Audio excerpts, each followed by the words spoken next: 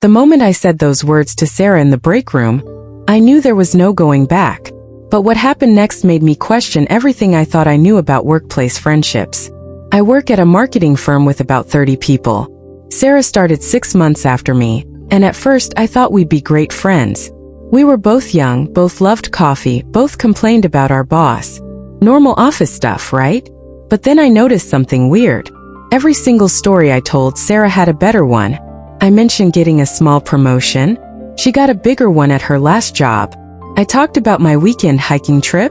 She climbed a mountain last month. I shared that my boyfriend proposed. Well, her ex proposed with a ring twice the size, but she turned him down because the timing wasn't right. First, I thought it was just coincidence. People have experiences, right? But the pattern became impossible to ignore, and what I discovered later would make my wedding guest list drama seem like nothing. The breaking point came during our team lunch last Tuesday. I was excited to share that David and I finally booked our wedding venue after months of searching. It's this beautiful garden space that's been my dream since I was little. Everyone was asking questions, seeming genuinely happy for me. Then Sarah jumped in. "Oh wow, that's so nice. My sister got married at a place just like that, except it was featured in 3 wedding magazines and had this amazing waterfall feature. The waiting list was like 2 years, but they made an exception because the owner was friends with my family." The table went quiet. I felt my cheeks burning, but I forced a smile. That's when I noticed something in Sarah's eyes that made my stomach drop. Something calculating, almost hungry. I excused myself to the bathroom, and that's when I overheard 2 coworkers talking by the elevators. "Does Sarah actually have a sister?" Jenny whispered. "I don't think so," Mark replied. "Remember when she said her brother was a lawyer? Then last week said she was an only child?" My blood went cold. I started thinking back through all of Sarah's stories, and suddenly nothing made sense anymore. But the real shock was still coming. I decided to test her. Over the next few days, I made up small stories. I said I was thinking about getting a cat. Suddenly Sarah used to breed award-winning Persian cats. I mentioned considering a yoga class. Sarah was practically an instructor and knew someone who trained celebrities. Every single time. But then I found something that changed everything. And I mean everything. Friday afternoon, I forgot my phone charger and went back to the office around 7. The building was mostly empty, just security and a few late workers. I was walking past Sarah's desk when I saw it. A notebook open with my name at the top of the page.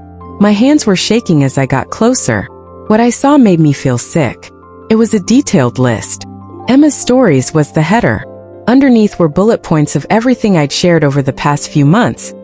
My promotion, my hiking trip, my engagement, even small things like my favorite restaurant or the book I was reading.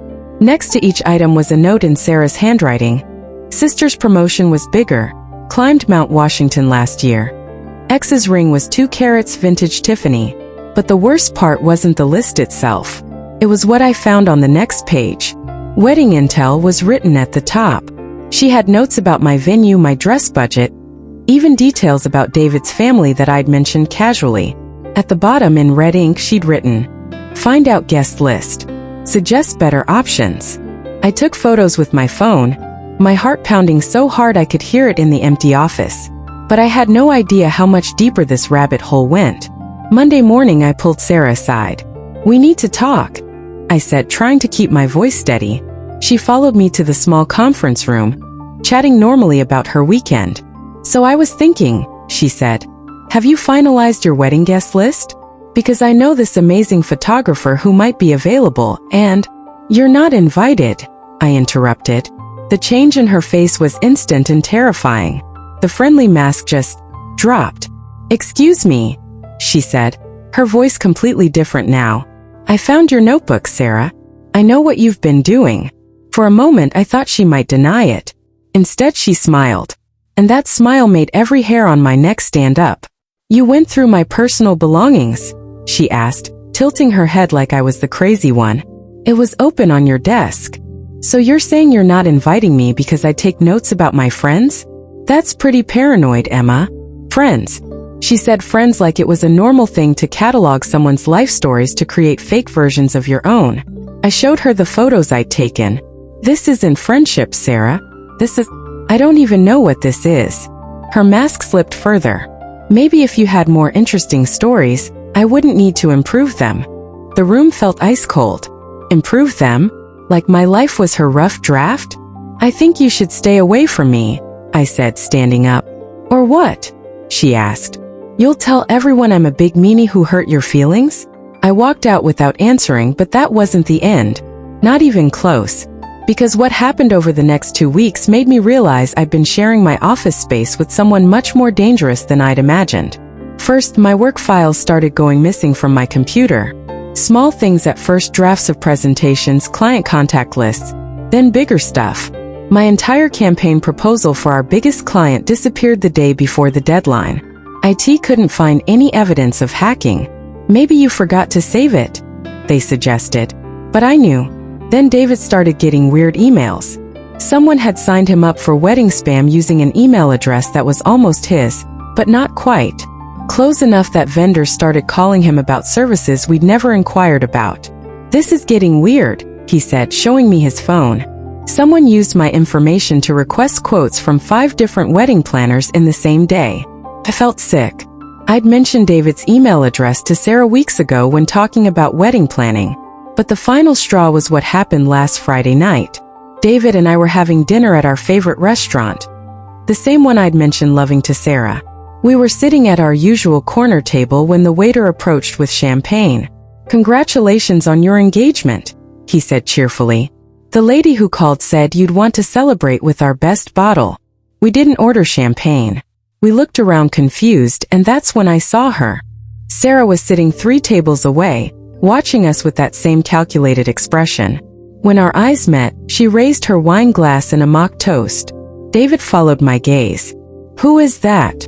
That's Sarah from work. The one who's been causing problems? I nodded, feeling trapped and exposed. We need to leave. Now. As we gathered our things, Sarah stood up and walked over to our table. Emma, what a coincidence seeing you here, she said brightly, like nothing had happened between us. I was just telling my friend about this amazing place you recommended. Such great taste. David stepped slightly in front of me. I think you should go back to your table. Sarah's smile faltered. Excuse me. You heard him, I said, finding my voice. Leave us alone. Her mask dropped completely then. In front of my boyfriend, in front of the entire restaurant, she leaned down and whispered something that made my blood freeze. Enjoy your special day, Emma. I'll be thinking about all the stories you'll have to tell. She walked away, leaving us both shaken. David insisted we file a police report that night. The officer who took our statement asked questions that made everything even more frightening. Has she ever been inside your home? Does she know your address? Have you noticed her following you before tonight? I realized I couldn't answer any of those questions with certainty. How long had she been watching me? How much did she really know? We spent the weekend changing passwords, reviewing our social media privacy settings, and warning our families about someone who might try to contact them asking about wedding details. Monday morning, I went straight to HR. I brought the photos of Sarah's notebook, David's screenshots of the weird emails, and a timeline of everything that had happened. This is definitely harassment, the HR manager said after reviewing everything. We'll need to start a formal investigation. That afternoon, Sarah was called into HR. 20 minutes later, she came back to her desk, packed her things, and left without saying a word to anyone. But the story doesn't end there. Because what I learned from HR the next day proved that Sarah's obsession with one-upping people had been going on much longer than I realized. Turns out, 3 other employees had complained about Sarah in the past 6 months. She'd been collecting personal information from everyone, not just me. Social media stalking, showing up at people's events uninvited, even calling someone's mother pretending to be from the office to get family details. Why didn't you tell us sooner? I asked HR. We were building a case. Your complaint gave us enough evidence to take action. I felt relief but also anger. How many of her elaborate stories had been stolen from other people's lives? How many of us had she been studying like specimens in a lab? The wedding was beautiful, by the way. Intimate, personal, exactly what David and I wanted. No unwanted guests, no manufactured drama. Just people who genuinely care about us celebrating our love. But I still think about that notebook sometimes. about how someone can smile at you every day while secretly cataloging your happiness to use as raw material for their own fake life. So AITA for not inviting Sarah to my wedding? Maybe. But after everything that happened, I think the real question is different. Maybe it's not about being nice to people who make us uncomfortable. Maybe it's about trusting our instincts when someone's behavior doesn't feel right. Maybe sometimes protecting yourself isn't about being polite. It's about recognizing when someone sees your life as content for their performance, rather than genuine human connection. And maybe, just maybe, we all need to pay closer attention to the people who always have a better story than ours. Because sometimes those stories aren't real at all. Sarah tried to contact me on Instagram last week using a fake account. I've documented everything and shared it with the police. The investigation is ongoing. To anyone dealing with similar situations, trust your gut, document everything, and don't feel bad about protecting yourself.